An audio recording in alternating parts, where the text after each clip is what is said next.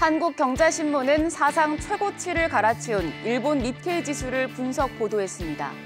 니케이 지수는 어제 2.19% 오른 39,098.68포인트로 거품 경제 붕괴 이후 34년여 만에 역대 최고치를 기록했습니다.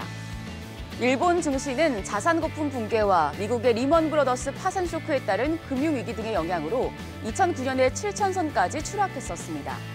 하지만 2012년 아베 신조 2기 내각이 대대적인 증시 부양에 나서자 점차 우상향 곡선을 그렸고 특히 올해 들어서 상승세가 두드러지고 있는데요. 뉴욕 증시 랠리를 그대로 이어받으며 올 들어 17%가량 급등한 상황입니다. 어제는 미국 반도체 기업인 엔비디아의 예상을 웃도는 실적에 도쿄 일렉트론과 어드반테스트, 소프트뱅크 그룹 등 반도체와 인공지능 관련주의 매수세가 몰리며 증시를 끌어올렸습니다. 엔화 약세에 따른 수출기업 실적 호조와 기업의 자사주 매입 확대 등 주주 중심의 경영 등도 투자 심리를 자극하고 있습니다. 이에 힘입어 추가 상승 기대가 커지면서 연내 4만 선을 넘어설 것이란 전망이 나옵니다. 한국경제신문은 또 유럽 기업들이 싸다는 점만 보고 투자하는 것엔 주의가 필요하다고 보도했습니다. 미국 증시에 비해 아직 상승 여력이 있는 유럽 증시를 주목하는 투자자가 늘고 있지만 월가에선 유럽의 경기 침체에 대한 우려의 목소리가 나옵니다. JP모건은 유로존 증시에 대해 경제적 불안이 감지되고 있다며 투자 의견을 비중 축소로 조정했습니다. 전문가들은 특히 금융주 투자에 유의해야 한다고 지적했습니다. 유럽 내 경기 침체가 가시화하면서 경기 민감주인 금융주의 투자 심리가 꺾일 것이라는 관측입니다. JP모건은 유럽 금융주 가운데서도 BNP 파리바와 스펜스카 한델스방켄, 뱅크 오브 아밀랜드 그룹을 걸러야 할 투자처로 꼽았습니다. 조선일보는 현지 시간 21일 열린 인텔의 최초 파운드리 행사, 인텔 파운드리 다이렉트 커넥트에서 나온 주요 인사들의 발언을 정리했습니다. 이번 행사에는 인텔의 CEO인 팻 겔싱어를 비롯해 지나 러몬도 미국 상무부 장관, 사티아 나델라 마이크로소프트 CEO, 샘 올트먼 오픈 AI CEO 등이 참석했습니다.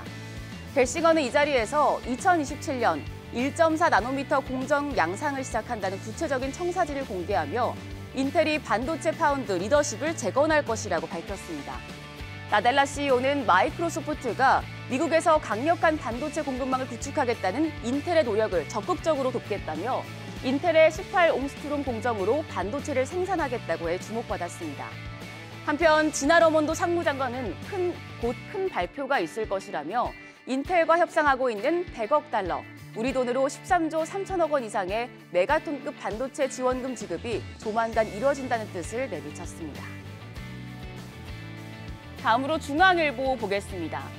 중앙일보는 해외 부동산 투자로 금융사 손실이 우려되는 금액이 최근 2조 원을 넘어섰다고 보도했습니다. 금융감독원 해외 부동산 대체 투자 현황을 보면 지난해 9월 말 기준 금융사의 해외 부동산 대체 투자 잔액은 56조 4천억 원입니다. 대체 투자 평가 손실은 원금 대비 5.9% 수준인 약 3조 3,040억 원입니다.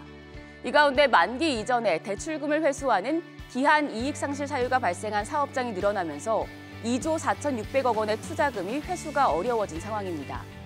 금융사뿐 아니라 개인 투자자들의 해외 부동산 투자 손실도 불가피해 보입니다. 해외 부동산 공모펀드에 들어간 돈이 2조 3천억 원으로 이 중 올해 만기가 돌아오는 금액은 9천억 원으로 집계됐습니다. 이 펀드들은 수익자 총회에서 과반수의 동의를 받으면 만기 연장이 가능하지만 현지은행이 먼저 손실을 보전받으면 펀드 투자자가 투자 손실을 떠안게 돼 손실 우려를 떨치지 못하고 있습니다. 조선일보는 자동차 운반선 풍비 현상이 심화하면서 운임이 폭등하고 있다고 보도했습니다. 2020년 소형차 한 대 공간인 6,500CU 운반선 기준 16,072달러 수준이었던 자동차 운반선 운임은 지난 1월 11만 5천 달러, 우리 돈으로 약 1억 5,300만 원까지 폭등했습니다. 최근 자동차 운반선 운임 급등은 예상치 못한 수요 폭증과 공급 부족이 맞물린 영향입니다. 탄소 배출 규제 등으로 운반선이 폐선되고 발주도 감소했지만 중국발 자동차 해상 물동량은 작년 300만 대 수준으로 약 5배 늘었고 한국과 일본에서 만들어진 자동차 운반도 늘고 있습니다. 운반선 확보가 어려워지자 내수 비중이 컸던 비아디 등 중국 기업들은 직접 선대를 꾸려 운영하고 국내 선사들은 운반선을 신규 발주하며 선대를 확대하고 있습니다. 마지막으로 한겨레 신문은 공정거래위원회가 쿠팡에 대해 하도급 단가를 허위로 기재했다며 과징금 1억 7,800만 원을 부과했다고 보도했습니다. 공정위는 쿠팡과 CPLB가 2019년 3월부터 2022년 1월 218개 업체의 자체 브랜드 PB 상품 제조를 위탁하면서 허위로 하도급 단가를 기재한 발주 서면을 발급한 행위에 대해 과징금 총 1억 7,800만 원을 부과했다고 밝혔습니다. CPLB는 쿠팡이 2020년 7월 자체 브랜드 사업 부문을 물적 분할해서 만든 자회사입니다.